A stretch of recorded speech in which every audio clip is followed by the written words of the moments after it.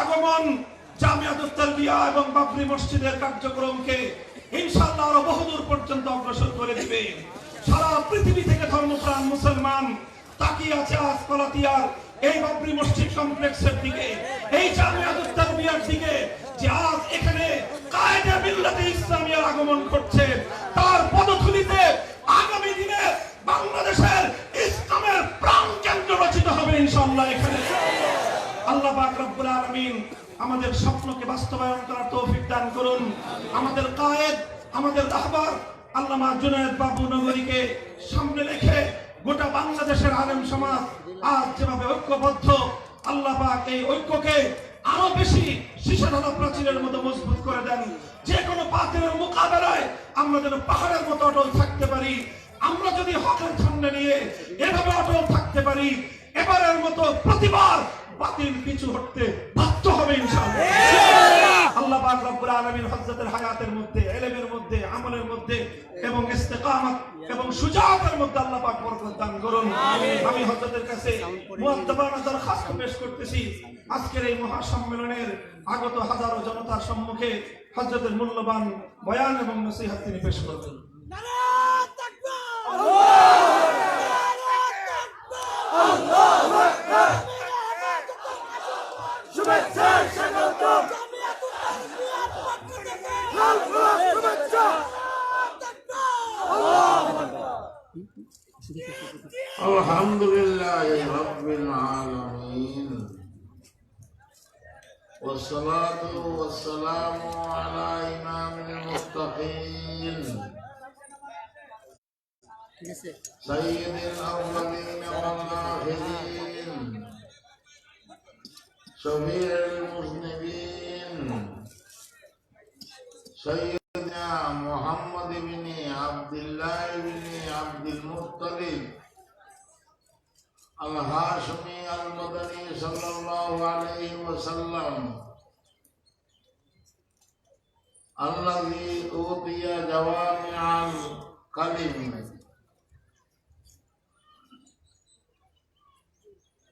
وعلوم الأولين والآخرين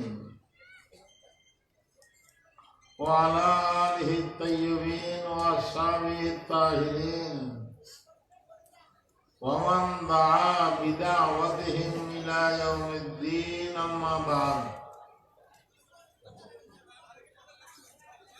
أما بعد فأعوذ بالله من الشيطان الرجيم. بسم الله الرحمن الرحيم. اليوم أكملت لكم دينكم وأتممت عليكم نعمتي ورضيت لكم الإسلام دينا ومن يبتغي غير الإسلام دينا فلن يقبل منه وهو في الآخرة من الخاسرين.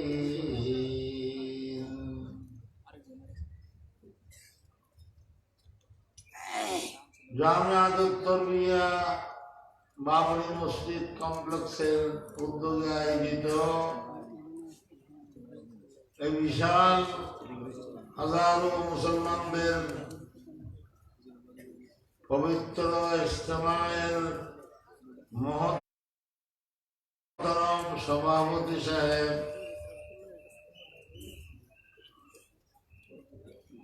এই জামিয়াতুত তারবিয়ার প্রতিষ্ঠাতা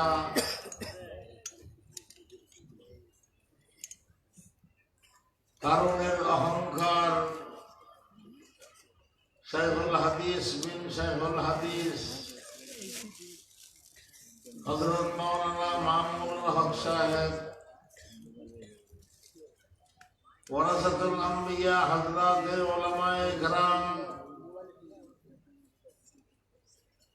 তালেবানে উলুমে শরিয়ত, উপস্থিত সুধীমণ্ডলী,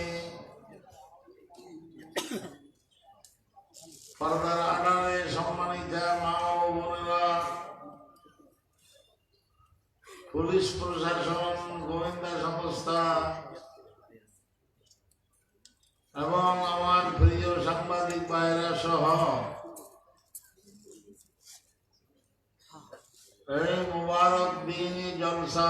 মোহতারাম হাজরান মজলিস,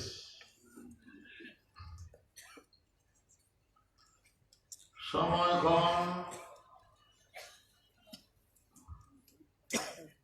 তারপরেও আপনাদের খেদমতে উপস্থিত হতে পেরে আমি অনেক ধন্য হলাম। আমি অনেকটা অসুস্থ জানেন,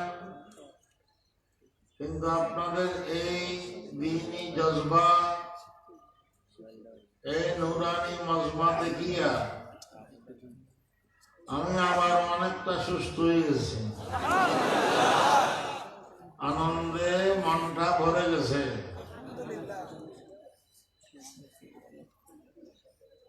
অতি অল্প দিনে আমার ভাই মাওলানা মামুনুল হক সাহেবের মেহনতে, আপনাদের সহযোগিতায়, আল্লাহর রহমতে এখানে অনেক কাজ হয়ে গেছে। ইনশাআল্লাহ আমি আশা করব ভবিষ্যতে সমস্ত বাতিল পন্থীদের মোকাবেলায় নাস্তিক মূর্খদের কবর রচনা করার জন্য কেন্দ্র হবে এই জামিয়াতুত তাবলীগ। এখান থেকে সবকিছুর আশা আমরা করি।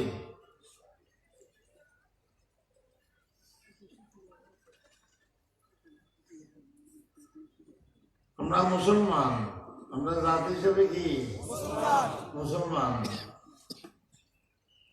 আমাদের ধর্মের নাম ইসলাম। ইসলাম সম্পর্কে কোরআনের আয়াত পড়েছিলাম আমি সূরা মাইদা থেকে। জুমাবার বাদে আসর আরফার দিন, আরফাতের মাঠে বিদেহদের হাজার হাজার সাহাবায়ে কেরামের ইজতেমায় হিজরি সন 10-এ এই আয়াত আল্লাহ তাআলা নাযিল করেছেন। এই আয়াত আমাদের সমস্ত মুসলমানদের জন্য খুশখবরি, সুসংবাদ। আল্লাহ তাআলা বলেছেন, আল ইয়াউমা আকমালতু লাকুম দীনাকুম। ও আমার আখিরি জামানার নবীর উম্মতের নরনারীরা, আমি আপনাদের জন্য আপনাদের ধর্মকে পূর্ণাঙ্গ করে দিলাম। এই কথা আর কোন ধর্মের জন্য আল্লাহ তাআলা বলেন নাই, শুধু ইসলাম ধর্মের ব্যাপারে বলেছেন। ইসলাম ধর্ম স্বয়ং সম্পূর্ণ ধর্ম। এখানে নামাজ আছে, রোজা আছে, দোয়া আছে, মুনাজাত আছে, আহাদারি আছে, শকর উসরু আছে। এখানে আবার সমাজ বিজ্ঞান আছে, সমাজ ব্যবস্থা আছে, রাষ্ট্র পরিচালনা ব্যবস্থা আছে। এখানে আবার জিহাদ পরিচালনা ব্যবস্থা আছে।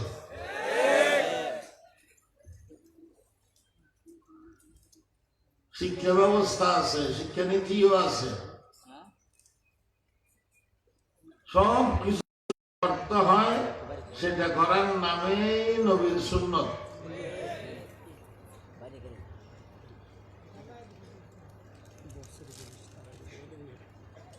ইসলাম সব কিছুর সমন্বয় ইসলাম।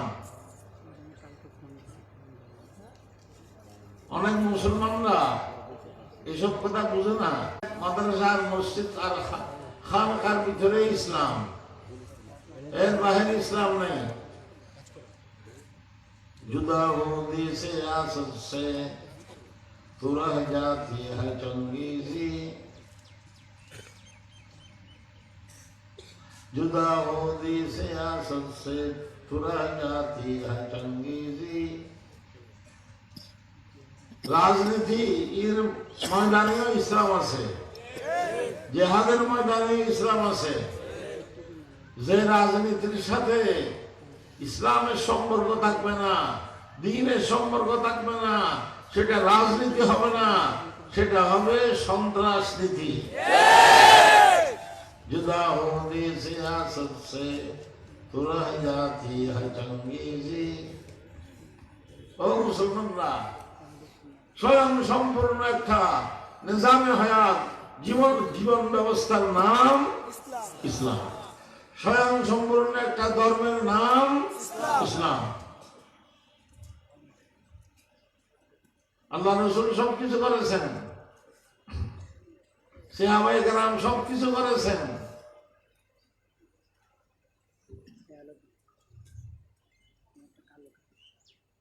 तू बकरे बूजरी हो जा, तू बकरे बूजरी हो जा, तू जोरे खालिदी हो जा, तू फारूकी तू सलमानी तू सिर्रे कुन फका हो जा। আমার একটা কবিতা হযরত আবু যরের ফকর ও ফাকা আমাদের ভিতর থাকতে হবে। আমাদের থেকে কি চায় বুঝতে হবে। আল-ইয়াওমা আকমালতু লাকুম দীনাকুম। ইসলাম ধর্ম স্বয়ং সম্পূর্ণ ধর্ম। এই সুসংবাদ আল্লাহ তাআলা, এই কথা আল্লাহ তাআলা আর কোন ধর্ম সম্পর্কে বলে নাই। ইহুদি ধর্ম ইসলাম আর ধর্ম হিসাবে ইসলাম হিসাবে ধর্ম হিসাবে আলহামদুলিল্লাহ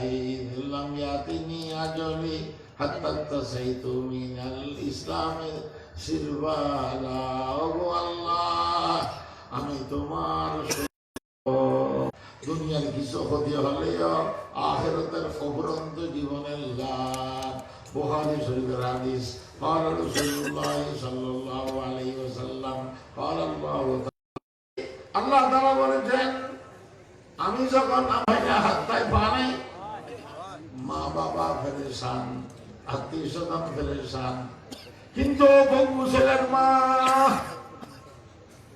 আল্লাহর রসুলের খোঁজ খবর এই সুসংবাদ শুনেন। এই পঙ্গু ছেলে কাল রোজ হাসরে কিয়ামতের মাঠে মায়ের ফারসে দাঁড়াবে। এই পঙ্গু ছেলে পেটের নামি দিয়ে মাকে পেছাইয়া টেনে টেনে টেনে টেনে নিয়ে যাবে বিহস্তে। नहीं जिनसे सवाब आखिरत की आरज़ू मुझको वो सौदागर हो मैंने नफाद।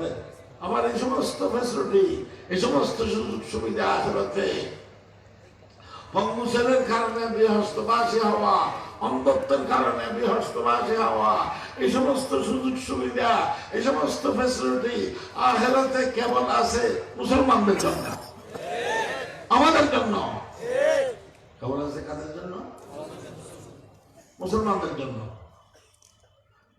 যারা মুসলিম বিজাতি, কাফের, নাস্তিক, মুরতাদ, ইহুদি, খ্রিস্টান, হিন্দু, বৌদ্ধ, অমুসলিম বিজাতি, তাদের জন্য আখিরাতে কোন সুযোগ সুবিধা নাই। পরকালে তাদের জন্য কোন সুযোগ সুবিধা নাই। ইন্নাল্লাহা লা ইয়াগফিরু আন ইউশরাকা বিহি ওয়া ইয়াগফিরু মা দুনা যালিকা লিমান ইয়াশা। এ মুসলিম বিজাতি, কাফের, বেঈমান, নাস্তিক, মুরতাদ, ওদের জন্য আখিরাতে একটাই মাত্র জিনিস আছে, সেটা হলো জাহান্নামের আগুনের আযাব। জাহান্নামের আগুনের আযাব ছাড়া কোনো উপায় নাই। আরে কেমন আগুন? নারুকুম জুজুম মিন সাবঈনা জুজাম মিন নারি জাহান্নাম। হাদিস, জাহান্নামের আগুনের তাপ দুনিয়ার আগুনের তুলনায় 69 গুণ বেশি হবে। নাউযুবিল্লাহ বলেন না।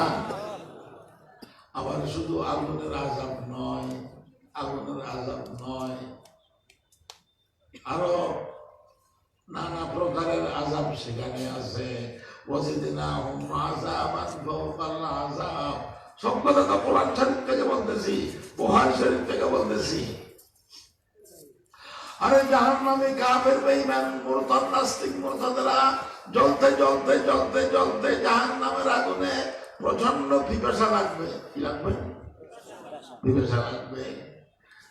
তারা জাহান্নামের দারোয়ানকে বলবে, ও ভাই দারোয়ান, এক গ্লাস পানি দেন না, পিপাসার কষ্ট আর সহ্য হচ্ছে না, এক গ্লাস পানি দেন না, এক গ্লাস পানি দেন না। আমার বয়ান না, কোরআনের বয়ান।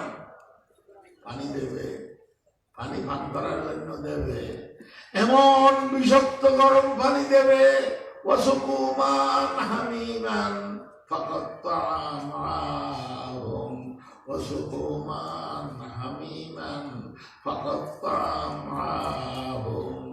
এমন বিষাক্ত গরম পানি দেবে, এই গরম পানি পান করার সাথে সাথে পেটের নাড়ি বুড়ি সব কেটে কেটে টুকুরা টুকুরা হয়ে যাবে। এই পানি আরেক আযাব হয়ে যাবে। এই জাহান্নামের আযাব থেকে বাঁচবার জন্য শুধুমাত্র উপায় হলো ইসলাম। শুধুমাত্র উপায় কি? ইসলাম, মুসলমানি ধর্ম। আমি ওয়াজ শুধু মুসলমানদেরকে করি না, হিন্দুরও আমার ভাই, বৌদ্ধরও আমার ভাই, খ্রিস্টানরাও আমার ভাই, আদমের সন্তান। ও হিন্দু, বৌদ্ধ, ইহুদি, খ্রিস্টান, আপনারাও মুসলমান হয়ে যান। আমরা চাইতেছি আপনাদেরকে সহ বৃহস্পতি নিয়ে যাওয়ার জন্য। আর যদি মুসলমান না হয়ে মরেন, জাহান্নাম ছাড়া উপায় না। আরে ভাই, মুসলমানরা মুসলমান হওয়ার পর, লা ইলাহা ইল্লাল্লাহ মুহাম্মাদুর রাসূলুল্লাহ বিশ্বাস করার পর শয়তানের দুঃখের কারণে একটু এদিক সেদিক গুনাহ হয়ে গেলেও আল্লাহ তাআলা বিভিন্ন উসিলায় এই সমস্ত গুনাহ মাফ করিয়া বেহেশতে নিয়ে যাবে।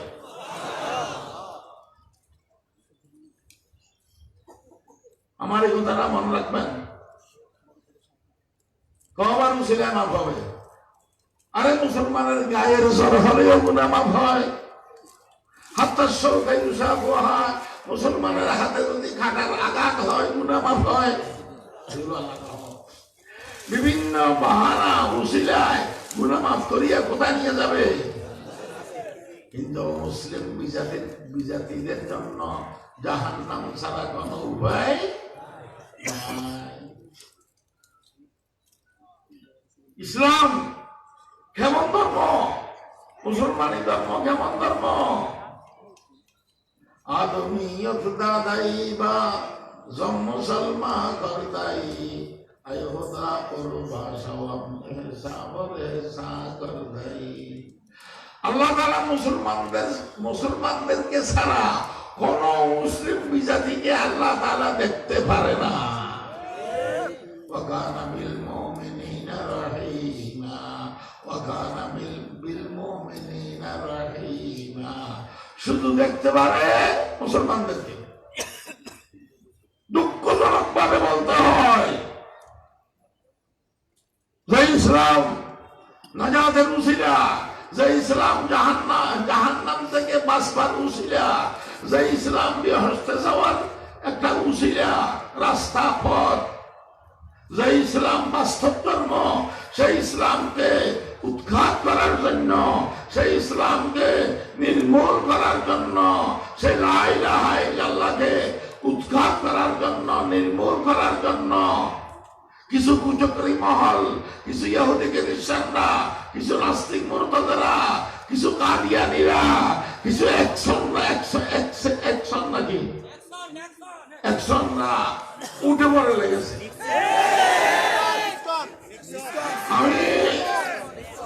আমি সতর্ক করিয়া বলবো, অ্যাকশন, হে কাদিয়ানী, হে ইহুদি খ্রিস্টানরা, হে নাস্তিক মুরতাদরা, হে রাসূলের শত্রুরা, হে ইসলামের দুশমনেরা, যারা ইসলামকে উৎখাত করতে চাইবে, ইসলাম বাকি থাকবে, তারাই উৎখাত হয়ে যাবে।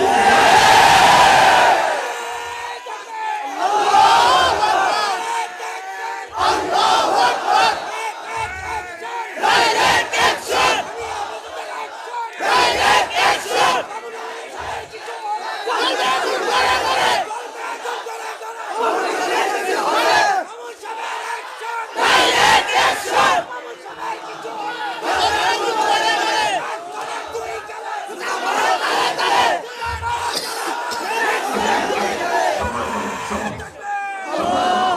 সময় কম।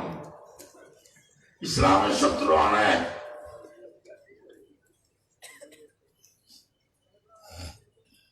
ইসলামের সবচেয়ে বড় শত্রু ছিল আবু জাহেল, নবীর সবচেয়ে বড় দুশমন। রাত্রদিন নবীকে গালিগালাজ করতো, গাল বন্ধ করতো। এ আবু জাহেল বিশ্বের সবচেয়ে বড় সন্ত্রাসী।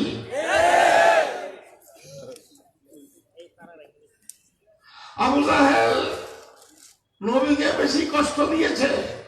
ইসলামের রাস্তায় সবচেয়ে বড় বাধা কে? আবু জাহেল। সুমাইয়া রাদিয়াল্লাহু তাআলা আনহা একজন মহিলা সাহাবী মুসলমান হয়ে গেছে, কলেমা পড়িয়া মুসলমান হয়ে গেছে, আর কোনো অপরাধ করে নাই, আর কোনো দোষ করে নাই। সে কারণে আবু জাহেল সুমাইয়াকে গ্রেফতার করে। সুমাইয়া গ্রেফতার করেছে, অ্যারেস্ট করেছে। এটা বাতিলপন্থীদের অভ্যাস তখনো এখনো। হক কথা বললে গ্রেফতার করে, হক কথা বললে হুমকি ধমকি দেয়, হক কথা বললে মামলা করার জন্য দাবি করে। আমার নামে তো মামলা আরো আছে আগের থেকে। এখন একটা নতুন আরেকটা করার জন্য নাস্তিকেরা দাবি জানাইছে। আমি সিলেটে বলেছিলাম, বাংলাদেশে যদি শান্তি আনতে চান তাহলে বাংলাদেশ চলতে হবে মদিনার সনদে। মদিনার সনদে, এটাই আমার অপরাধ। নাস্তিকরা দাবি জানাইছে সরকারকে আমার নামে মামলা করার জন্য। সরকার তো মামলা করে নাই, কিন্তু তারা এখনো দাবি জানাইতে আছে। তো মদিনার সনদে দেশ না চলিয়া কাজ সনদে চলবে।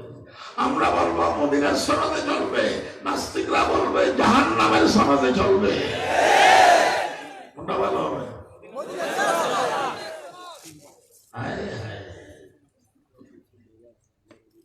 সমস্যা নাই, যতই হুমকি ধমকি আসুক না কেন, যতই গ্রেফতার করুক না কেন, ফাঁসির কাস্তে ঝুলতে হলে হক কথা বলা থেকে চুল পরিমাণ পিছপা হব না। এই ব্যাপারে আপনারাও আমার সাথে থাকবেন।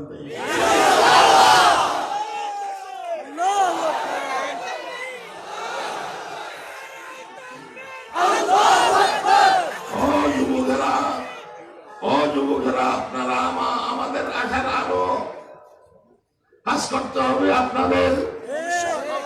আমার একটা কবিতা শুনেন। আমি তো লালো না কোরআনে তোমারি শান হ্যায়, আমি তো লালো না কোরআনে তোমারি শান হ্যায়, डर नहीं परवाह नहीं जब कुव्वते ईमान है। अरे एक दिन मरना है जब फिर लड़के क्यों मरते नहीं, एक दिन मरना है जब फिर लड़के क्यों मरते नहीं, नौजवानों क्यों शहादत का मजा लेते नहीं। शान फारूकी वो खालिद फिर दिखा दो एक बार, फिर मने बातिल पे फिर बिजली गिरा दो एक बार। लोग खास যুবকদের ও স্কুল কলেজ ভার্সিটি মাদ্রাসার ছাত্র ভাইরা, এগুলো কাজ আপনাদের করতে হবে। তো বলতেছিলাম, ফাঁসির কাস্টে ঝুলতে হলেও হক কথা থেকে চুল পরিমাণ পিছপা। হক কথা বলবো, ফাঁসির কাস্টে ঝুলবো, ফাঁসির কাস্টে ঝুলবো, হক কথা বলবো। আমাদের স্লোগান শিখে ফাঁসির কাস্টে ঝুলবো, হক কথা বলবো। আচ্ছা, ঘটনা শেষ হয়নি। আবু জাহেল সুমাইয়া রাদিয়াল্লাহু আনহাকে গ্রেফতার করিয়া আগা গোড়া উলঙ্গ করে মেরেছে। একটা বর্ষা নিয়ে সুমাইয়া রাদিয়াল্লাহু আনহার লজ্জাস্থানে আঘাত করেছে। কত বড় অমানবিক আচরণ! এর সে বড় সন্ত্রাস হতে পারে? সুমাইয়া রাদিয়াল্লাহু আনহা সেখানে শাহাদাত বরণ করেছেন। আউয়ালু শহীদাতিন বিল ইসলাম। সুমাইয়া রাদিয়াল্লাহু আনহা রক্ত দিলেন, জান দিলেন, জীবন দিলেন, কিন্তু ইসলাম ছাড়ে নাই। ইসলাম ছাড়ে নাই, পারবেননি? শিক্ষা লাভ করতে হবে। একদিন মরনা है जब फिर लड़के जो मरते नहीं, এমনি তো মরতে হবে। তো লড়াই করিয়া মরতে পারলে ভালো না? नौजवानों क्यों शहादत का मजा लेते नहीं। আবু জাহেল বড় সন্ত্রাসী। বদরের ময়দানে, বদরের জিহাদে আল্লাহর নবীর আশিক সাহাবীরা যখন শুনল আবু জাহেল আল্লাহর নবীকে গালি দেয়, আল্লাহর নবীকে গালি দেয়, এই কথা যখন শুনল কয়েকজন সাহাবী পাগলের মতো হয়ে আবু জাহেলকে এসে নির্মম ভাবে হত্যা করিয়া জাহান্নামে বসিয়ে দিছে। আবু জাহেলকে হত্যা করিয়া কোথায়? এই সুনিশ্চিত বলতে পারবেন আবু জাহেল জাহান্নামী? বলেন, আমার মুখে মুখে বলেন আবু জাহেল জাহান্নামী। সুনিশ্চিত বলতে পারবেন। আবু জাহেল এখন কোথায়? আবু জাহেল নাই, আবু জাহেল নাই, কিন্তু আবু জাহেলের কিছু খালাতো ভাই আর খালাতো ভাইরা আছে।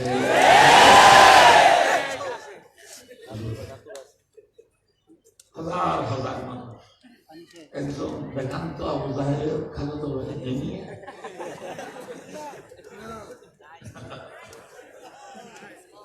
আর এই জামিন খেলে আবু জাহেলের বড় খালাতো ভাই হলো ফ্রান্সের ম্যাক্রো। ফ্রান্সের ম্যাক্রো। আবু জাহেল যেরকম আমাদের নবীকে গালিগালাজ করত, অপমান করত, ম্যাক্রো আমাদের বিশ্ব নবীর কার্টুন প্রদর্শন করেছে,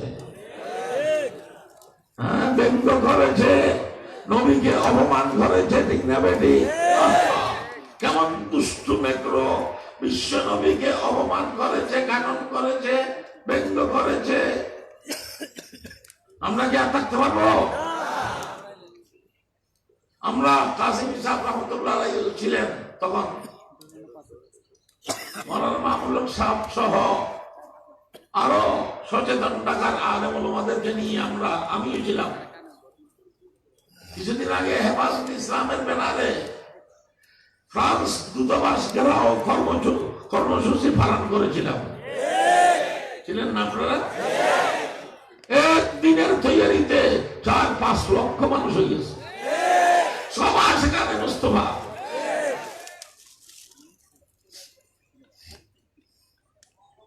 সেখানে আমি পরিষ্কার ভাষা বলেছিলাম, যতক্ষণে বৃহত্তম ম্যাক্রো 250 কোটি মুসলমানের কাছে ক্ষমা চাইবে না, ততক্ষণ ফ্রান্সের দূতাবাস বাংলাদেশে থাকতে পারে না।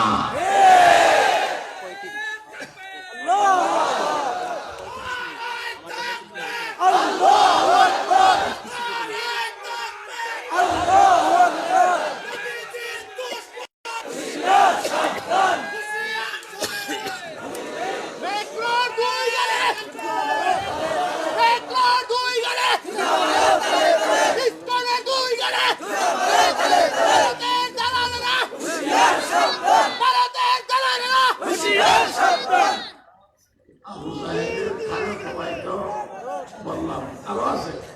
আবু জাহেলের খালাতো ভাই আরো আছে। হুজুর খালাতো ভাই একজন বলেন না, একজন খালাতো ভাই বললে ভালো হবে। আবু জাহেলের খালাতো ভাই হলো ভারতের খোসাই নবী। এই নবী বারো মুসলমানদের উপর জুলুম নির্যাতন করে আসতেছে। লাস্টে আমাদের কলেজের টুকরা, আমাদের শ্রদ্ধার পাত্র আল্লাহর ঘর মসজিদ, বাবরি মসজিদকে ভাঙিয়ে রাম মন্দির বানাইতেছে। কথা শুনেন, মসজিদকে বাগিয়ে রাম মন্দির বানাতেছে, বাবরি মসজিদকে বাগিয়ে রাম মন্দির বানাতেছে। তার দাবি হলো বাবরি মসজিদ এককালে রাম মন্দির ছিল। এটা ডাহা মিথ্যা কথা। আমরা তথ্য নিয়েছি, বাবরি মসজিদ মুঘল আমলের মসজিদ। মুঘল আমলের সম্রাটরা বাবরি মসজিদকে মসজিদ হিসেবে মেনে নিয়েছে। অথবা রাষ্ট্র হিন্দু রাজত্ব, মহাত্মা গান্ধী বাবরি মসজিদকে মসজিদ হিসেবে মেনে নিয়েছে। জওহরলাল নেহেরু বাবরি মসজিদকে মসজিদ হিসেবে মেনে নিয়েছে। লাল বাহাদুর শাস্ত্রী বাবরি মসজিদকে মসজিদ হিসেবে মেনে নিয়েছে, ঠিক কিনা? এই কসাই মুদি কিছু উগ্রপন্থী হিন্দুদেরকে নিয়ে এই মসজিদকে বানিয়ে রাম মন্দির বানাতেছে। এই তত্ত্বনীতি থেকে বাবরি মসজিদের নিচে একটা পাথর পাওয়া গেছে, লম্বা বিশাল পাথর। ওই পাথরে লেখা আছে লা ইলাহা ইল্লাল্লাহ, লা ইলাহা ইল্লাল্লাহ মুহাম্মাদুর রাসূলুল্লাহ সাল্লাল্লাহু আলাইহি ওয়াসাল্লাম। এটা একটা প্রমাণ বাবরি মসজিদ রাম মন্দির ছিল না। রাম মন্দির হলে সে পাথরে লেখা থাকতো শ্রীকৃষ্ণ শ্রীরাম।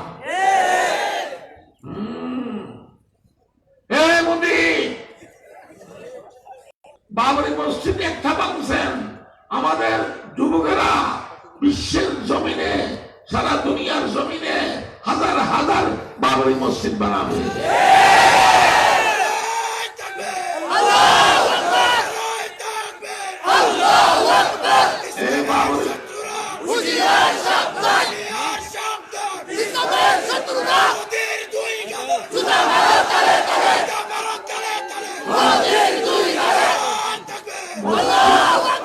মসজিদ আল্লাহর ঘর, মসজিদ বিহস্তের বাগান, মসজিদ আখেরাতের বাগান। মসজিদ আল্লাহর ঘর, মসজিদ বিহস্তের বাগান, মসজিদ আখেরাতের মন্দির মূর্তির ঘর। আর মসজিদ আল্লাহর ঘর, মন্দির মূর্তি করেন আল্লাহ বলে। আরে কোন তুলনা আছে সর্বশক্তিমানকে? আমি কোন ধর্মকে কটাক্ষ করবো না, কোন সম্প্রদায়ের নাম বলবো না, আমি বাস্তব কথা বলবো, কোরআন শরীফের আয়াত থেকে বলবো। আরে আল্লাহ সর্বশক্তিমান, আসমান জমিন লৌহ কলম আরশ কুরসি বিহস্ত দুজখ মানুষ জিন ইনসান ফেরেশতা কে বানাইছে? ৮০,০০০ জগতের সৃষ্টিকর্তাকে, সর্বশক্তিমান আল্লাহ। আল্লাহ পারে না সেরকম কোন কাজ নাই। আর মূর্তি অপারক, অক্ষম, অপারক, কিছু করতে পারে? কিছু করতে পারে মূর্তি? কিছুই করতে পারে না, অপারক। আমার কথা নয়, এখানে তো কোরআন শরীফ নেই। কোরআন শরীফের ১৭ পারার আখেরি পৃষ্ঠা থেকে একটি আয়াত অনুবাদ করিয়া প্রায় কথা শেষ করবো আমি। খেয়াল করিয়া ঈমান আকীদা দুরুস্ত করার জন্য, ঠিক করার জন্য বলতেছি, আল্লাহ তাআলা ডাক দিয়ে বলতেন, এই দুনিয়ার মানুষ, হে সুশীল সমাজ, হে শিক্ষিত মহল, হে জ্ঞানী গুণীরা, একটা উদাহরণ কান পেতে শুনেন। ফাসতামিউলা, ফাসমাউলা বলে নাই, কি বলেছেন? ফাসতামিউলা। জিয়াদতে লফজ, জিয়াদতে মানার উপরে কি করে ছাত্ররা বুঝবে কায়দা, সেই হিসাবে ফাসতামিউলা তর্জমা করি আমি, কান পেতে শুনেন। হে দুনিয়ার মানুষ, একটা উদাহরণ কান পেতে শুনেন। কি? ইন্নাল্লাযীনা তাদউনা মিন দুনিল্লাহি লা ইয়াখলুকু যুবাবান ওয়া লা ইয়াজতামাউ লাহু। ও দুনিয়ার মানুষ, মহান আল্লাহকে, যে আল্লাহ আসমান বানাইলো, জমিন বানাইলো, আরশ কুরসির মালিক, সর্বশক্তিমান, সে আল্লাহকে বাদ দিয়ে যে তাগুতের পূজা করতেছ, যে মূর্তির পূজা করতেছ, আপনারা নিজের বিবেক থেকে বলবেন, দুনিয়ার সমস্ত মূর্তি যদি একত্রিত হয়, নেপালের মূর্তি, বাংলাদেশের মূর্তি, ভারতের মূর্তি, দুনিয়ার সমস্ত মূর্তি যদি একত্রিত হয়, একটা মাসি বানাতে পারবে? নিজের বিবেক থেকে বলেন। একটা মাসি বানাতে পারবে? আল্লাহ তাআলা সেটা বলতেছেন, লা ইয়াখলুকু যুবাবান ওয়ালা ইয়াতামাউলা। যুবাব মানে মাসি, একটা মাসি বানাতে অক্ষম, অপারক। শুধু তাই নয়, অনেক মূর্তি পূজারীরা মূর্তির সামনে ফ্রেশ খানা রাখে, ফ্রেশ মিষ্টি রাখে, টাঙ্গাইলের চমচম রাখে, কুমিল্লার রাখে। আপনারা নিজের বিবেক থেকে বলেন, যেটা সবচেয়ে বড় মূর্তি, যেটার পূজা করে মুদি, সেই মূর্তিও কি এ পর্যন্ত একটা মিষ্টি খেতে পেরেছে? শুধু তাই নয়, মূর্তির সামনে মিষ্টি রাখলে মাসির জন্য সুবিধা হয়। মাসির নেটওয়ার্ক খুব শক্ত, মাসির নেটওয়ার্ক শক্ত, মাসির জন্য সুবিধা হয়। মূর্তির সম্মুখ থেকে মাসি টেনে মিষ্টি খায়। আমার বয়ান নয়, আমার কথা নয়, আল্লাহর কথা।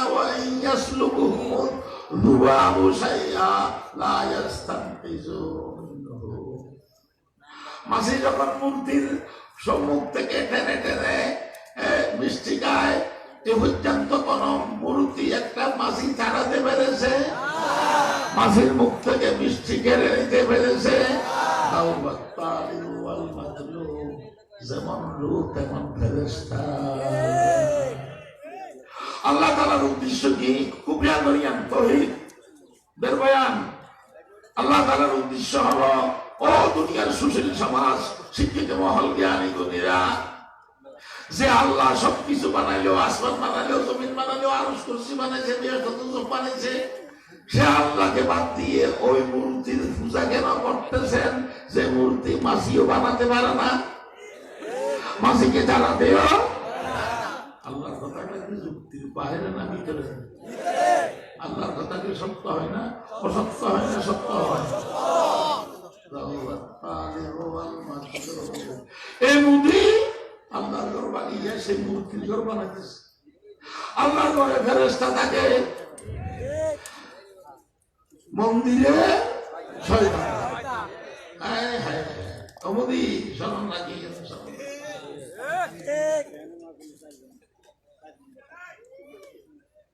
দুশ্মন ইসলামের অনেক, এগুলো সব ইসলামের শত্রু, ইসলামকে নির্মূল করার জন্য চেষ্টা করতেছে। আরেক দুশ্মন ইসলামের কাদিয়ানি। কাদিয়ানিকে কোন জায়গায় স্থান দেবেন না, কোন জায়গায় তারা যেন আস্থা না নিতে না পারে। কাদিয়ানিরা আমাদের নবীকে মানে না, শেষ নবী হিসাবে মানে না, আমাদের নবীকে মানে না। তাদের নবী হলো মির্জা গোলাম আহমদ কাদিয়ানি। এই মির্জা গোলাম আহমদ কাদিয়ানি পাঞ্জাব দেশের গুরুদাসপুরের একজন ব্যক্তি। সে আগাগোড়া ইংরেজের দালাল, লাল কুত্তা ইংরেজের দালাল। সে 1901 সালে স্বতন্ত্র নবুয়তের দাবি করেছে, আমি নবী। সে আরো দাবি করেছে কোরআন শরীফে মুসলমানদের অনেক ভুল ভ্রান্তি আছে, ওই ভুল ভ্রান্তি সংশোধন করার জন্য আমি এসেছি। সে আরো দাবি করেছে আমি মুহাম্মদুর রাসূল থেকে উত্তম। আরে কত বড় বেয়াদব, আমাদের নবীর শত্রু। এইসব কারণে কাদিয়ানীরা নিঃসন্দেহে কাফের, সন্দেহ ছাড়া কাফের। আমি কথা লম্বা করতে পারবো না, কিন্তু আমার মাননীয় সরকারের কাছে আমার একটা দাবি, আজকে হাজার মত থেকে দাবি, কাদিয়ানীরা আল্লাহর কাছেও কাফের, রাসূলের কাছেও কাফের, বন্ধের কাছেও কাফের, আপনাদের কাছেও কাফের, আমার কাছেও কাফের, 2.25 কোটি মুসলমানের কাছে কাফের। সুতরাং মাননীয় সরকার, 92% মুসলমানের দেশ বাংলাদেশে কাদিয়ানীকে সরকারি ভাবে, সাংবিধানিক ভাবে অবিলম্বে কাফের ঘোষণা করুন। ব্যক্তিগত ভাবে কাফের জানলে হবে না, সংবিধান সাংবিধানিক ভাবে, সরকারি ভাবে, রাষ্ট্রীয় ভাবে কাফের ঘোষণা করতে হবে। পাকিস্তানে 1974 সালে কাফের ঘোষণা করেছে সরকারি ভাবে। সিরিয়া দেশে 57 সালে কাফের ঘোষণা করেছে। মিশরে 58 সালে কাফের ঘোষণা করেছে। রাবিতাতুল আলামিন ইসলামীর আন্ডারে 103টা নাকি 60টা দেশ আছে, সমস্ত দেশ কাদিয়ানীকে কাফের ঘোষণা করেছে। আমরা 92% মুসলমানের দেশ। সবচেয়ে বেশি মুসলমান কোথায়? বাংলাদেশে। আমাদের এখানে কাফের ঘোষণা করতে বাধা কোথায়? সরকারি ভাবে কাফের ঘোষণা করতে হবে। একটা প্রশ্নের জবাব, হুজুর হিন্দুরাও তো কাফের নাকি মুসলমান? হিন্দুরা কি কাফের না মুসলমান? কই হিন্দুরা কাফের হওয়ার পরেও হিন্দুদেরকে তো সরকারি ভাবে কাফের ঘোষণা করার দাবি আপনারা করেন না, করবো না কেন? হিন্দুরা মুসলমানের পরিভাষা ব্যবহার করে না, ইসলামের পরিভাষা ব্যবহার করে না, মুসলমান হিসাবে পরিচয় দেয় না, মুসলমান হিসাবে পরিচয় দেয় না, মুসলমানের নাম ব্যবহার করে না। কিন্তু কমবক্ত বলুন, এই কাদিয়ানী ফিরকা খালিস কাফের হয়ে, নির্ভেজাল কাফের হয়ে মুসলমানের নাম ব্যবহার করে, মুসলমান হিসাবে পরিচয় দেয়, মুসলমানের পরিভাষা ব্যবহার করে, জুমার নামাজ ব্যবহার করে, ঈদের নামাজ ব্যবহার করে, আজান ব্যবহার করে, মসজিদ ব্যবহার করে, ঠিক না বেটি? যার কারণে সরল মনা মুসলমানরা ওদেরকে মুসলমান মনে করে। পঞ্চগড় গিয়ে দেখেন কাদিয়ানী আর কাফের আত্মীয়তা হয়ে গেছে। কাদিয়ানী কাফের যদি বিয়ে শাদী হয়, সে বিয়ে হবে না, জানা হবে। কাদিয়ানী মারা গেলে জানাজা পড়া যাবে না, কাদিয়ানী মরলে মুসলমানের গুরুস্থানে দাফন করা যাবে না। আরো একটা সমস্যা হলো, যেহেতু বাংলাদেশ সরকার এখনো কাফের ঘোষণা করে নাই, সেহেতু বাংলাদেশ থেকে কাদিয়ানীরা বিষে নিয়ে মক্কা মদিনা যায়, হারাম শরীফ যায়, মক্কা যায়, মদিনা যায়। কাফেররা কি মক্কা মদিনা ঢুকতে পারে? হারাম শরীফ ঢুকতে পারে? এই কাদিয়ানীরা সেখানে প্রবেশ করার কারণে মক্কা মদিনার পবিত্রতা নষ্ট হয়ে গেছে, হারাম শরীফের পবিত্রতা নষ্ট হয়ে গেছে। এটার জন্য দায়ী বাংলাদেশ সরকার। এইসব সমস্যার সমাধান কেবলমাত্র একটা, সেটা হলো সাংবিধানিক ভাবে, সরকারি ভাবে কাদিয়ানীকে অমুসলিম ঘোষণা করতে হবে।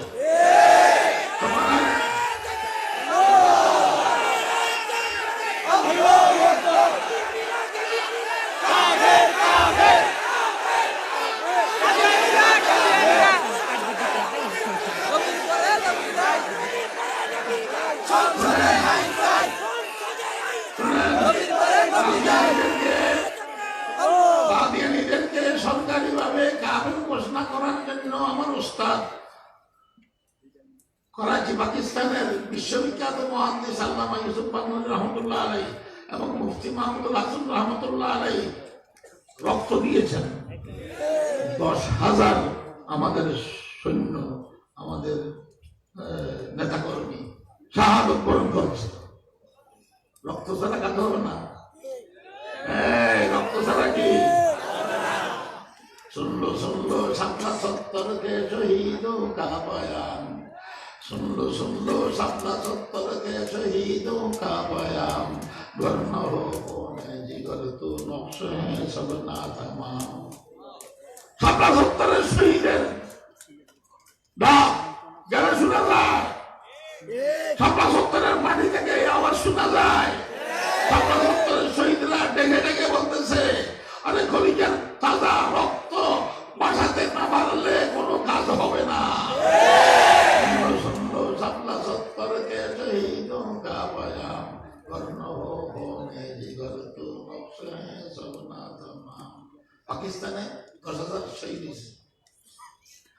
আমরা সেই উস্তাদের শাগির, সে আকাবেরের আসাদের। যদি আমার শেষ কথা, যদি হক্কানি ওলামায়ে কেরাম খতবে নবুওয়াত সংগঠনের মাধ্যমে অথবা হেফাজতে ইসলামের মাধ্যমে, হেফাজতে ইসলামের এক দফা এ খতমে নবুয়ত, এ হেফাজত ইসলামের ব্যানারে যদি হক্কানি ওলামায়ে কেরামরা কাদিয়ানীকে সরকারিভাবে অমুসলিম ঘোষণা করার জন্য আন্দোলন শুরু করে, সে আন্দোলনে শরীক হয়ে ওই যুবকরা কলিজার তাজা রক্তের সাগর বাঁচানোর জন্য কারা কারা তৈরি আছে।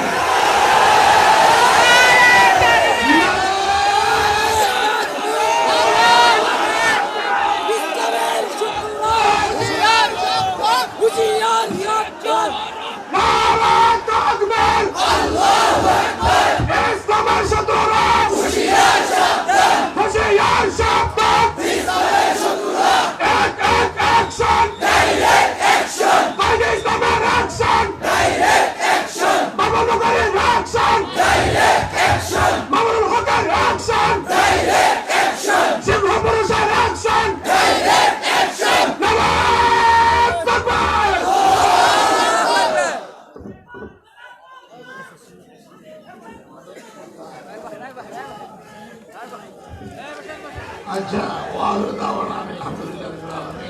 আমি আপনাদের জন্য দোয়া করতেছি, আমার যুবকদের জন্য দোয়া করতেছি, মুবারকবাদ দিতেছি। মাওলানা মামুনুল হক সাহেবকে আন্তরিকভাবে অভিনন্দন জানাতেছি।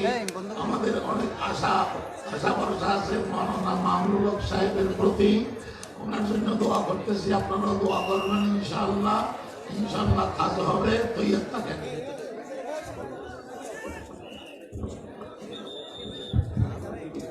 আমরা সকলেই বসি ভাই, আমরা সকলেই বসি। জামিয়াতুত তারবিয়াল ইসলামিয়ার পক্ষ থেকে আজকের এই ইসলামী মহাসম্মেলনে আমরা যারা মঞ্চের কাছাকাছি আছি আমরা দেখতে পাচ্ছি, আর যারা দূরে আছি তাদেরকে জানাচ্ছি আমাদের দাওয়াতি মেহমানগণ একে একে সবাই উপস্থিত হয়েছেন। আমরা সকলের জবান থেকে গুরুত্বপূর্ণ আলোচনা শুনব। আলহামদুলিল্লাহ, হযরত বাবুনগরী হুজুর আমাদের মাঝে আছেন ইনশাআল্লাহ। আপনারা সকলে বসেন। আজকে আপনারা দেখতে পাচ্ছেন জামিয়াতুত তারবিয়া আল ইসলামিয়ার এই ইসলামী মহাসম্মেলনের এই মঞ্চ আলহামদুলিল্লাহ বাংলাদেশের বরেণ্য সকল উলামায়ে কেরামের মিলন মেলায় পরিণত হয়েছে। আজকে এই সকল উলামায়ে কেরাম আমির হেফাজত আল্লামা বাবুনগরী হাফিজাহুল্লাহকে কেন্দ্র করে যে সকল আলেমদের সমাবেশ এখানে হয়েছে, এই সকল উলামায়ে কেরামের এক মঞ্চে একত্রিত হওয়া বাংলাদেশের একটি অবিস্মরণীয় ঘটনা, যে ঘটনার সাক্ষী আমরা থাকলাম। আলহামদুলিল্লাহ, আমাদের আমন্ত্রিত বাংলাদেশের আলোচিত ইসলামী আলোচকগণ, বাংলাদেশের জননন্দিত সকল মুফাসসিরিনে কেরাম আজকে আমাদের এই মঞ্চে উপস্থিত হয়েছেন। আল্লামা আব্দুল বাসিত খান, মাওলানা মুফতি আব্দুল রাজ্জাক কাসেমি, মাওলানা মুর্তজা হাসান ফয়জি, মাওলানা রাফি বিন মুনির এবং আমরা মাওলানা হামিদ জহিরি হাফিজাহুল্লাহ লক্ষ্য করছি আমাদের মধ্যে পবিত্র কোরআনে পাকের তেলাওয়াত করার জন্য হাজির রয়েছেন বিশ্বনন্দিত কোরআনে পাকের তেলাওয়াতকারী কারি আহমদ বিন ইউসুফ আল আজহারি হাফিজাহুল্লাহ তাআলা। ইনশাআল্লাহ আমাদের এই মাহফিল ভরপুরভাবে চলবে, কি বলেন ইনশাআল্লাহ? এই পর্যায়ে সংক্ষিপ্ত কিন্তু তাৎপর্যময় জ্বালাময়ী বক্তব্য রাখবে আমাদের সকলের অতি প্রিয়, আমাদের অত্যন্ত ভালোবাসার পাত্র মাওলানা রাফি বিন মুনির। মাওলানা রাফি বিন মুনির এই মুহূর্তে আপনাদের সম্মুখে আলোচনা পেশ করছেন। আপনারা সকলে বসে পড়েন ইনশাআল্লাহ। মাওলানা খালেদ সাইফুল্লাহ আইয়ুবী সাহেবও আমাদের মাঝে উপস্থিত হয়েছেন। ইনশাআল্লাহ একে একে সকলেই আপনাদের সম্মুখে তাদের গুরুত্বপূর্ণ এবং সারগর্ভ আলোচনা পেশ করবেন।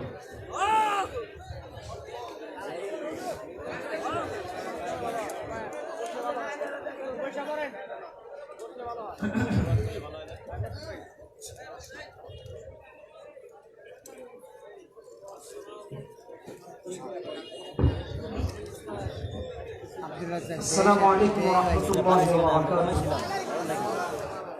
বারাকাতুহু। আলহামদুলিল্লাহ ওয়াস সালাতু লিল্লাহি আম্মা বা'দ। সেটিং তো ওই লাগছে, আমি খালি অন আউযু বিল্লাহি মিনাশ শাইতানির রাজীম। বিসমিল্লাহির রহমানির রহিম। قل هل يستوي الذين يعلمون والذين لا يعلمون صدق الله العظيم আমি সংক্ষিপ্ত আকারে দু চারটি কথা বলবো যেতে হবে ফটিকছড়ি তারপরে এখানে বসে আছি আল্লামা মামুনুল হক সাহেব আল্লামা জুনায়েদ বাবুল সাহেবের মহব্বতে আর অনেক উলামায়ে কেরাম তো আছেন কোরআনে কারীমে আল্লাহ রাব্বুল ইজ্জত ওয়াল জালাল বলেছেন যারা জানে আর যারা জানে না তারা এক না কিন্তু যারা কোরআন জানে না এই বিষয়টা তারাই বুঝে না কালো আসে হক্কানি আলেমদের দায়িত্ব কি সারা পৃথিবীতে শান্তি প্রতিষ্ঠা করা ওই ফোকাস করে না নবী যেহেতু নাই নবীর ওয়ারিসগণ পৃথিবীতে আছেন আমাদের এই দেশেও আছেন কোরআনে কারীমে আল্লাহ সুবহানাহু ওয়া তাআলা একের পর এক শান্তির কথা বলেছেন এর অনেক দীর্ঘ কথা কিন্তু আল্লাহ তাআলা সূরা বাকারাতে 251 নম্বর আয়াতে বলেছেন ওয়ালাউলা দাফউল্লাহিন নাসা বা'দাহুম বিবাদিন লাফাসাদাতিল আরদ যদি আল্লাহ তাআলা কতক্য দিয়ে কতককে প্রতিহত না করে দিতেন তাহলে পুরো পৃথিবী ধ্বংসযজ্ঞে পরিণত হতো আমরা জানি আল্লাহর দ্বীন আল্লাহর জমিনে প্রতিষ্ঠার মাধ্যমে শান্তি প্রতিষ্ঠা করার জন্য হক্কানি উলামায়ে কেরাম কাজ করছেন আর এই ৫৬,০০০ বর্গ কিলোমিটারে একের পর এক হক্কানি উলামায়ে কেরাম করে গিয়েছেন এই জমিনে যখন নাস্তিক মুরতাদরা মাথা চাড়া দিয়ে উঠেছিল তাদের মাথাকে উঁচু করেছিল হক্কানি উলামায়ে কেরামের তরফ থেকে হাফিজ হুজুর রাহমাতুল্লাহি আলাইহি মাথা উঁচু করে প্রতিহত করেছিলেন এই জমিনে যখন বেঈমানেরা মাথা উঁচু করেছিল পীরজি হুজুর রাহমাতুল্লাহি আলাইহি মাথা উঁচু করে তা প্রতিহত করেছিলেন এই জমিনে বেঈমানেরা যখন আধিপত্য বিস্তারের ষড়যন্ত্র করেছিল শামসুল হক ফরিদপুরি রাহমাতুল্লাহি আলাইহি তা প্রতিহত করেছিলেন এই জমিনে কাফের মুশরিকরা যখন মাথা চাড়া দিয়ে উঠেছিল আল্লামা আজিজুল হক রাহমাতুল্লাহি আলাইহি প্রতিহত করেছিলেন আবার যখন তারা মাথা উঁচু করেছিল মুফতি আমিন রাহমাতুল্লাহি আলাইহি প্রতিহত করেছেন আজকে 2021 সালে নাস্তিকেরা বামরা যখন আধিপত্য বিস্তার করতে চেয়েছে মাথা উঁচু করে দাঁড়িয়েছেন আল্লামা মামুনুল হক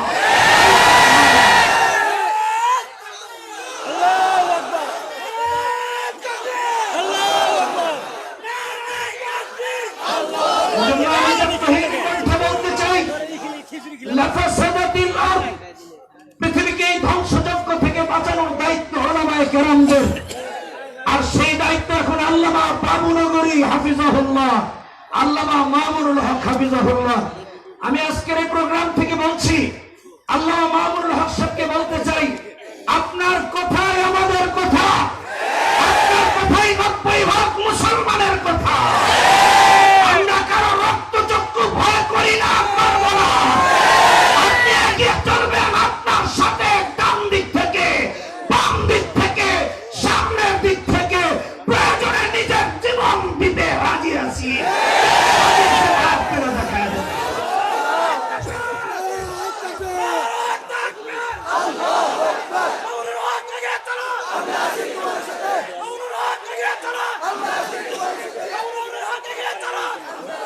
আমি আমার বক্তব্য এখানেই শেষ করছি সবাই ভালো থাকুন নাসরুম মিনাল্লাহি ওয়া ফাতহুন করিব আসসালামু আলাইকুম ওয়া রাহমাতুল্লাহ সংগ্রামে উপস্থিতি অত্যন্ত সংক্ষিপ্ত সময়ে তাৎপর্যপূর্ণ গুরুত্বপূর্ণ আলোচনা পেশ করেছেন মাওলানা রাফি বিন মুনির আমরা ওনাকে আমাদের অনুষ্ঠানের পক্ষ থেকে ধন্যবাদ জানাই এই পর্যায়ে আমাদের সামনে সংক্ষিপ্ত সময়ে গুরুত্বপূর্ণ আলোচনা পেশ করবেন বাংলাদেশের আলোচিত বক্তা হযরতুল আল্লাম হযরত মাওলানা আব্দুর রাজ্জাক কাসেমী দামাত বারাকাতুহুম হযরত মাওলানা আব্দুর রাজ্জাক কাসেমী দামাত বারাকাতুহুম মুহতামিম ও শাইখুল হাদিস বলিয়ারপুর মাদ্রাসা সাভার ঢাকা আসসালামু আলাইকুম ওয়া রাহমাতুল্লাহি ওয়া বারাকাতুহু হামিদা ওয়া মুসাল্লিয়া আম্মা বা'দ فأعوذ بالله من الشيطان الرجيم بسم الله الرحمن الرحيم ألف لام را كتاب أنزلناه أنزلناه إليك لتخرج الناس من الظلمات إلى النور بإذن ربهم إلى صراط العزيز الحميد.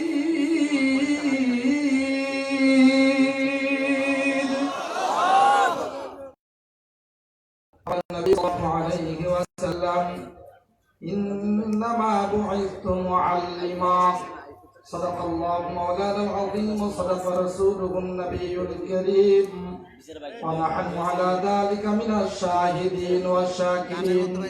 ربنا تقبل منا إنك أنت السميع العليم ومنا إنك أنت التواب الرحيم.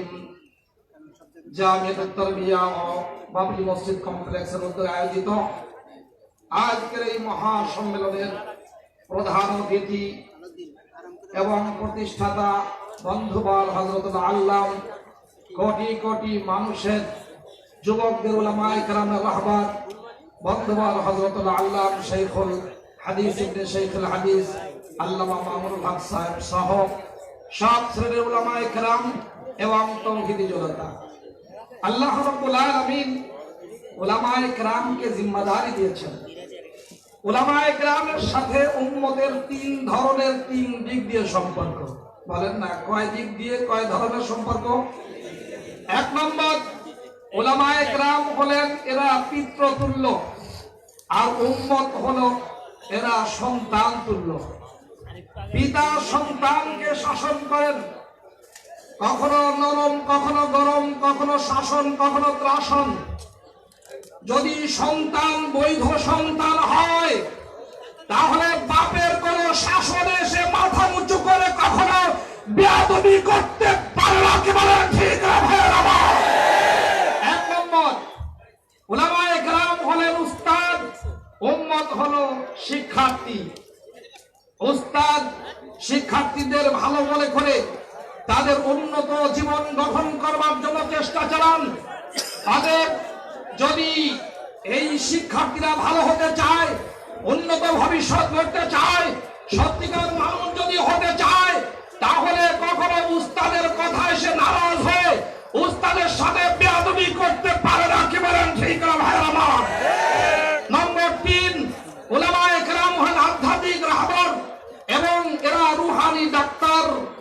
রোগীর কথায় কি ডাক্তার চিকিৎসা করবেন, নাকি ডাক্তার যেমন ভালো মনে করেন তেমন চিকিৎসা করবেন? আজকে যারা আবু জেহেলের সূরাতে রোগীর দল যখন উলামায়ে কেরামকে পরামর্শ দিচ্ছেন এইভাবে চিকিৎসা দিতে হবে, পদস্থতরে উম্মতের এই রোগ ভালো হবে না। এই রোগ নিয়ে, এই শিরক কুফরি মুনাফিকি রোগ নিয়েই তাদেরকে জাহান্নামে যেতে হবে। কি বলেন ঠিক না ভাই আমার? যেহেতু উলামায়ে কেরাম এখানে এসেছেন, কথা বলতে থাকবেন, কথা হয়েছে আরো হবে। ছোট্ট একটি কথা বলি, আল্লাহ রাব্বুল আলামিন বলেছেন, হে নবী আমি আপনার কাছে কিতাব দিলাম, নাজিল করলাম, লিতুখরিজান নাসা মিনাজ যুলুমাতি ইলান নূর। আপনি সকল মানুষকে, আন্নাস এর মধ্যে আলিফ লাম ইস্তিগরাকি ধরবেন অথবা জিনসি ধরবেন, তারপরে একজন মানুষের থেকে বাদ যাবে না।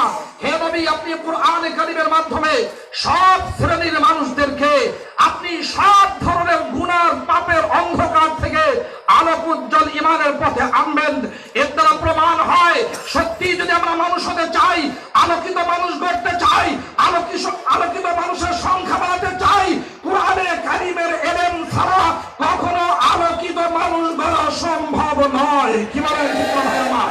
দোস্তরা আমার, যারা আলোকিত মানুষ এই গড়ার প্রতিষ্ঠানকে বন্ধ করেছে তারাও থাকতে পারে নাই এবং তাদের দেশের স্বাধীনতাও থাকে নাই। আমাদের বিখ্যাত একজন আদিব সাহেব হুজুর বলেছেন এবং তকিসমান দামাত বারাকাতুহু লিখেছেন, সাদ্দাম হুসাইন বলেছিল যে আমার দেশে মাদ্রাসা রাখবে না, আলেমদেরকে রাখা হয় নাই। ইরাকে মাদ্রাসা রাখা হয় নাই, আলেমদেরকে নয় জেলে ঢুকানো হয়েছে, অথবা দেশান্তরিত করা হয়েছিল, অথবা কোনো ফাঁদি হত্যা করা হয়েছিল। ওই দেশে যখন মাদ্রাসা থাকে নাই এবং আলেমকে রাখা হয় নাই, সাদ্দামের দেশের স্বাধীনতাও নাই। কি বলেন ঠিক না ভাই আমার? মুআম্মার গাদ্দাফি এই পন্থা অবলম্বন করে গ্রিন বুক অনুসরণ করতে গিয়ে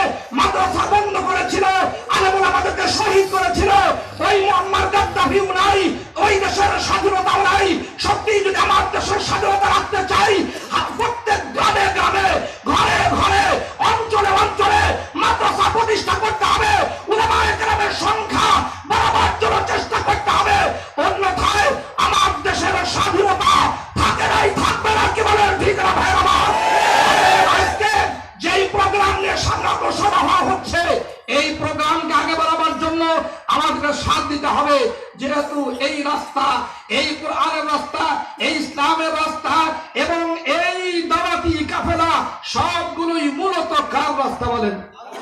বলেন না কার? বিইذن রাব্বিহিম ইলা সিরাতিল আজিজিল হামিদ। আল্লাহ রাব্বুল আলামিন বলেছেন এই রাস্তা হলো মূলত আল্লাহর রাস্তা। আজিজ মানে পরাক্রমশালী, যাকে আক্রমণ করে কখনো পরাজিত করা যায় না। সিরাত রাস্তার ইজাফত হয়েছে, সম্বন্ধ হয়েছে আজিজের সাথে, এই দিকে হয়েছে। তার মানে আল্লাহ পরাক্রমশালী, আল্লাহ তাআলার সাথে যে লাগতে এসেছে সে পরাজিত হয়েছে। আল্লাহ আগেও ছিলেন, এখনো আছেন, ভবিষ্যতে থাকবেন। এক মুহূর্তের জন্য পরাজিত হওয়ার কোনো সম্ভাবনা নাই। কি বলেন ঠিক না ভাই আমার? যেহেতু আজিজের দিকে সিরাতের ইজাফত হয়েছে, আল্লাহ তাআলা মুসাকে চাইলেন আমাকে যেমন পরাজিত করা যায় নাই, কেউ আক্রমণ করে পরাজিত করতে পারবে না। আমার সাথে যে ইসলামের সম্পর্ক, আমার সাথে কোরআনের সম্পর্ক, আমার সাথে আলেম ওলামাদের সম্পর্ক, আমার সাথে বাবরি মসজিদের সম্পর্ক, আমার সাথে সব মাদ্রাসার সম্পর্ক, আমার সাথে হেফাজত ইসলাম সহ দ্বীনি আন্দোলনের সম্পর্ক, আমাকে যেমন পরাজিত করা যায় নাই, যেমন সম্ভাবনা নাই, এই ইসলাম, এই কোরআন, এর বিরুদ্ধে যতই ষড়যন্ত্র হোক, যাই হোক না কেন, অতীতেও পরাজিত করা যায় নাই, কিয়ামত পর্যন্ত পরাজিত করা যাবে না। কেবল ঠিক না ভাইয়েরা? এই জন্য আপনারা বেদনাহত হবেন না, আশাহত হবেন না। চলছে কাফেলা, চলবেন। আমরা একসাথে ছিলাম 5 মে রাত্রে, একসাথে ঢুকেছি, একসাথেই বের হয়েছি, একসাথেই ফজর নামাজ পড়ে আমি আমার মামুনুল হক ভাইয়ের গাড়িতেই আমার বাসায় পৌঁছেছি। জেলখানা থেকে যেই বই লিখেছেন 3 নম্বর পৃষ্ঠায় মুফতি আব্দুর রাজ্জাকের নামও লেখা আছে। আল্লাহর মেহেরবানি, অতীতেও যদি এত মঞ্চে আসি নাই, কিন্তু একথা দিলাহীন চিত্তে বলতে চাই, ভীতি ছাড়াই বলতে চাই, কোন ময়দানেই আমরা হকের বিরুদ্ধে যাই নাই। এই হক দিয়ে যখন মামুন হক চলবেন, আমরা সর্বদিক থেকে যা খাবেন, পাতে দেন, টাকা আন, পয়সা আন, সর্বদিক থেকে আমরা তার সাথ দিয়ে মন্দিরে মসজিদে পৌঁছতে চাই। কারা কারা রাজি আছেন হাত তুলে দেখা। আল্লাহ আমাদেরকে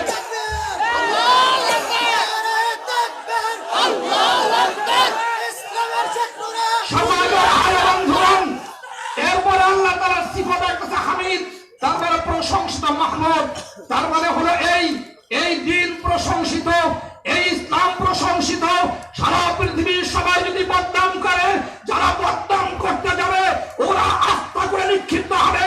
ইসলাম আগেও সুনামের সাথে ছিল, সামনেও চলতে থাকবে। যেটা আমাদের বুজুর্গরা বলেছেন, এটা এমন একদিকে সূর্যের মতো, সূর্য একদিকে ডোবে আর একদিকে আলোকিত করে। ইসলামকে যদি কখনো ডুবানোর চেষ্টা করা হয়, যদি একে নিচু করার চেষ্টা করা হয়, কোন শাসকের কপাল যদি খারাপ হয়, সে যদি নিচু করতে চায়, অথচ ইসলাম অন্য দিক দিয়ে সারা পৃথিবীকে আলোকিত করবে। আমরা চাই এই জামিয়া তারবিয়া এবং বাবরি মসজিদ কমপ্লেক্স নতুন সূর্য হয়ে পৃথিবীবাসীকে আলোকিত করে। এই জন্য আমরা রক্ত দিতে কারা কারা দিয়েছি, আপনারা দেখা। আল্লাহ আমাদের তৌফিক দান করেন, বলেন আমিন। দোস্তরাম, হক্কানি বুজুর্গ উলামায়ে কেরাম রয়েছেন এবং বিভিন্ন জায়গায় প্রোগ্রাম রয়েছে। আমার আরো 2টি প্রোগ্রাম রয়েছে, মাগরিব পর খতমে বুখারী, রাত 9:30 আবার মুহাম্মদপুর বয়ান।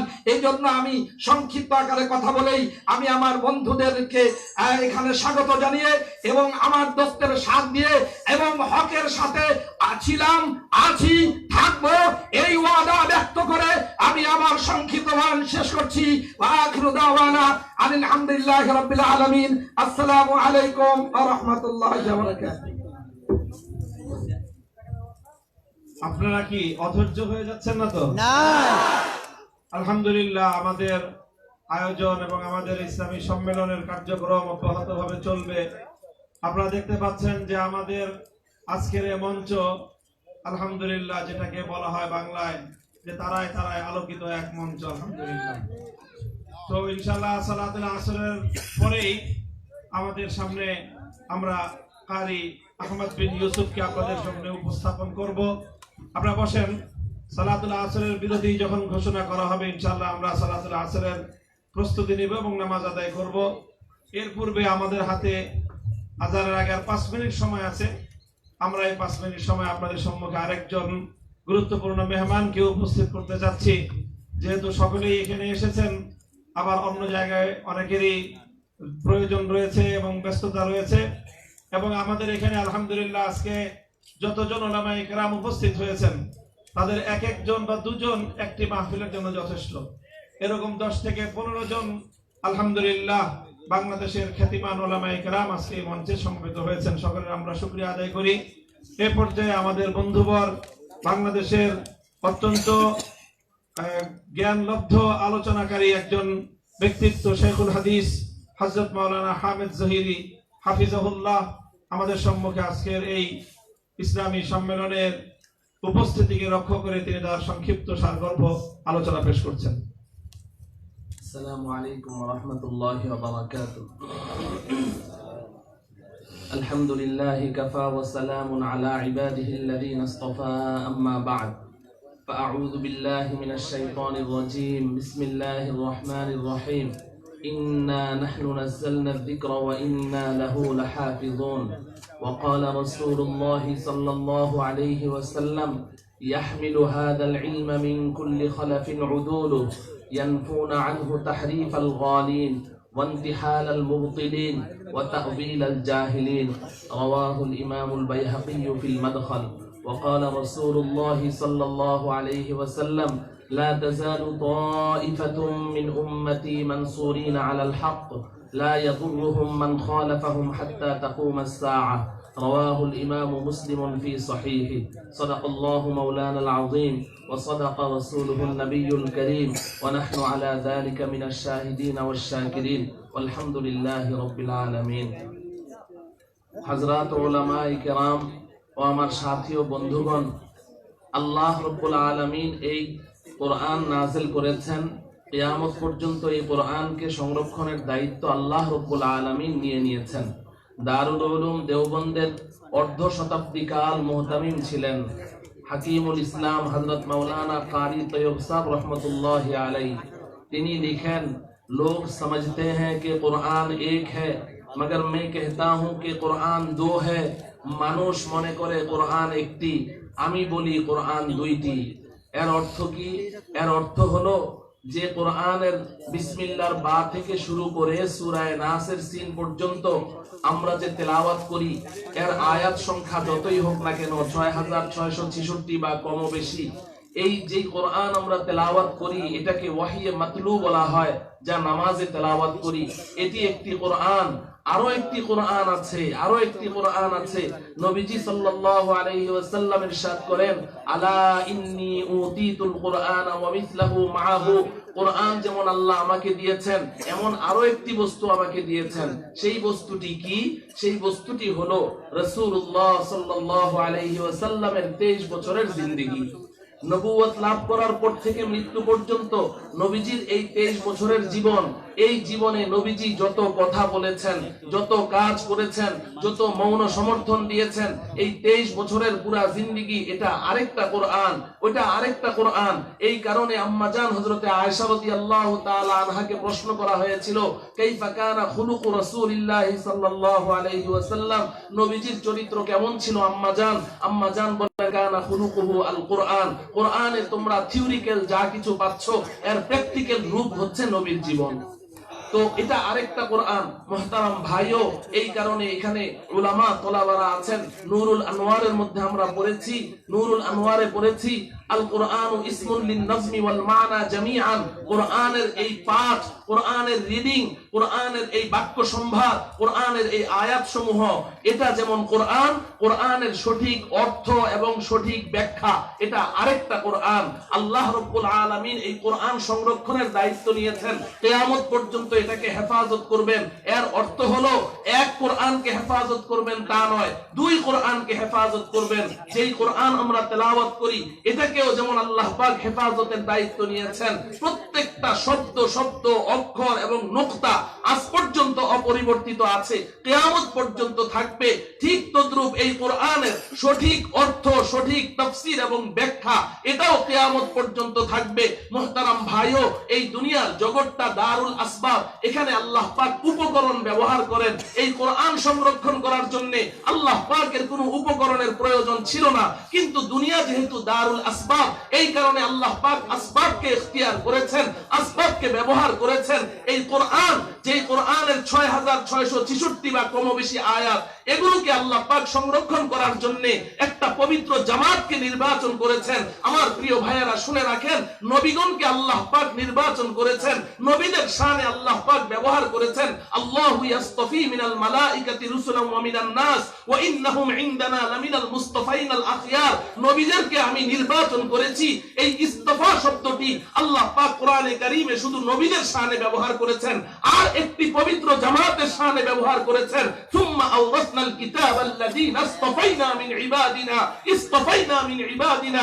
নবীদের পরে গোটা উম্মতের মধ্য থেকে আমি একদল সত্যনিষ্ঠ এবং পবিত্র আত্মার অধিকারী কিছু ভালো মানুষকে আমি নির্বাচন করেছি। প্রথমে নবীদেরকে নির্বাচন করেছি, এরপর উম্মতদের মধ্য থেকে এই সত্যনিষ্ঠ এবং ভালো মানুষের একটা জামাতকে নির্বাচন করে এদেরকে আমি আমার কোরআনের ধারক বাহক বানিয়ে দিয়েছি। এদের মধ্যে যারা হাফেজে কোরআন, তারা কোরআনের শব্দকে সংরক্ষণ করছে, আর নবীজির এই 23 বছরের জিন্দেগি তথা কোরআনের সঠিক অর্থ এবং ব্যাখ্যা ও তাফসীর, এটাকে আল্লাহ পাক সংরক্ষণ করার জন্য যেই পবিত্র জামাতকে নির্বাচন করেছেন, তাদেরকেই বলা হয় হক্কানি রব্বানি উলামায়ে কেরাম। এই বর্তমান জামানায় হক্কানি রব্বানি উলামায়ে কেরাম বলতে আমরা বুঝি উলামায়ে দেওবন্দকে, উলামায়ে দেওবন্দকে। মুহতারাম ভাইও, এজন্য আজকে সংক্ষিপ্ত সময়ে আপনাদেরকে আমি ছোট্ট একটা শের শুনাই। নিসবতে দেওবন্দ ভি বড়ি চিজ হ্যায়, निस्बते देवबंद भी बड़ी चीज है, जिसको निस्बत नहीं उसकी इज्जत नहीं, जिसको निस्बत नहीं उसकी इज्जत नहीं। खुद खुदा ने अपने नबी से ये कह दिया, जो तुम्हारा नहीं वो हमारा नहीं। এজন্য উলামায়ে দেওবন্দের সাথে আমাদের নিসবত, এটা হচ্ছে বর্তমান দুনিয়ার মধ্যে সবচেয়ে বড় গনিমত। কারণ নবীজি সাল্লাল্লাহু আলাইহি ওয়াসাল্লাম হক্কানি উলামায়ে কেরামের পরিচয় দিয়েছেন, এরা তিনটা দায়িত্ব পালন করবে। ইয়াহমিলু হাযাল ইলমা মিন কুল্লি খালাফিন উদুদু। প্রত্যেক পরবর্তী প্রজন্ম পূর্ববর্তী প্রজন্মের কাছ থেকে কিছু ভালো মানুষ আমার রেখে যাওয়া এই দুই প্রকারের ইলম, ওয়াহিয়ে মাতলু ওয়াহিয়ে গায়রে মাতলু, ধারণ করবে। করার পর তিনটি দায়িত্ব হবে। এক নম্বর, ইয়ানফুনা আনহু তাহরিফাল গালিন। কিছু সীমা লঙ্ঘনকারীরা তারা আমার এই দ্বীনকে রেখে যাওয়া ইলমকে বিকৃত করতে চেষ্টা করবে, এর অর্থ বিকৃত করবে, তাফসীরকে বিকৃত করবে। ইয়ানফুনা আনহু তাহরিফাল গালিন ওয়া ইনতিহালাল মুবতিলিন। কিছু বাতিল পন্থীরা তারা এই দ্বীনের ব্যাপারে মিথ্যাচার ছড়াবে, মিথ্যাচার ছড়াবে। ওয়া তা'ওয়িলাল জাহিলিন। কিছু মূর্খ অর্বাচীনরা তারা এই কোরআনের অপব্যাখ্যা করবে। আমার উম্মতের এই পবিত্র উলামায়ে কেরামের জামাত, এরা ওই সীমা লঙ্ঘনকারীদের, দ্বীন বিকৃতির হাত থেকে, বাতিল পন্থীদের মিথ্যাচারের হাত থেকে, মূর্খ অর্বাচীনদের কোরআন ও হাদিসের অপব্যাখ্যার হাত থেকে এই মুসলমানদেরকে এবং দ্বীনকে হেফাজত করবে। অতএব যখন আমরা দেখি কোন বাতিল মাথা চাড়া দেয়, আর যেই জামাতটি সর্বপ্রথম গর্জে উঠে, এই জামাতই হচ্ছে এই উম্মতের হক জামাত, এটাই হচ্ছে তাদের পরিচয়। অতএব এই হক জামাতের সাথে আমরা আমরণ লেগে থাকবো, উলামায়ে দেওবন্দের সাথে থাকবো। এরাই হচ্ছে আহলুস সুন্নাহ ওয়াল জামাত, এবং এই আহলুস সুন্নাহ ওয়াল জামাতকেই নবীজি নাজাত প্রাপ্ত, মুক্তি প্রাপ্ত জামাত ঘোষণা করেছেন। আল্লাহ রাব্বুল আলামিন আমাদের এই বাংলাদেশ, এই স্বাধীন দেশে বর্তমান এই আহলুস সুন্নাহ ওয়াল জামাত উলামায়ে দেওবন্দের যারা রাহবরি করছেন, হযরত মাওলানা জুনায়েদ হাফেজ বাবু নদী দামাত বারাকাতুহুম, আল্লামা মামুনুল হক সাহেব, ওনাদের সাথে আমরা আমাদের আমরণ, তাদের এই সিদ্ধান্তকে মেনে নিয়ে যখনই তারা আমাদেরকে ডাকবেন, আমরা তাদের পেছনে ছুটবো, হকের পেছনে ছুটবো, হক্কানি রব্বানি উলামায়ে কেরামের সাথে থাকবো। এই আবেদনটুকু আপনাদের সম্মুখে রেখে আমি আমার আলোচনা শেষ করছি। আল্লাহ রাব্বুল আলামিন আমাকে এবং আমার সমস্ত ভাইদেরকে এই হক জামাতের সাথে আমরণ লেগে থাকার তৌফিক দান করুন। ওয়া সাল্লাল্লাহু তাআলা আলা সাইয়্যিদিনা মুহাম্মদ ওয়া আলা আলিহি ওয়া আসহাবিহি আজমাইন। আসসালামু আলাইকুম ওয়া রাহমাতুল্লাহি ওয়া বারাকাতুহু। জাযাকুমুল্লাহু তাআলা আহসানুল জাযা। হযরত মাওলানা হামেদ জহিরি সাহেবের সংক্ষিপ্ত অত্যন্ত তাৎপর্যময় আলোচনার মধ্য দিয়ে আমাদের সালাতুল জুমা পরবর্তী এই অধিবেশন এখানে সম্পন্ন হচ্ছে। এখন আমরা সালাতুল আসরের বিরতি ঘোষণা করছি।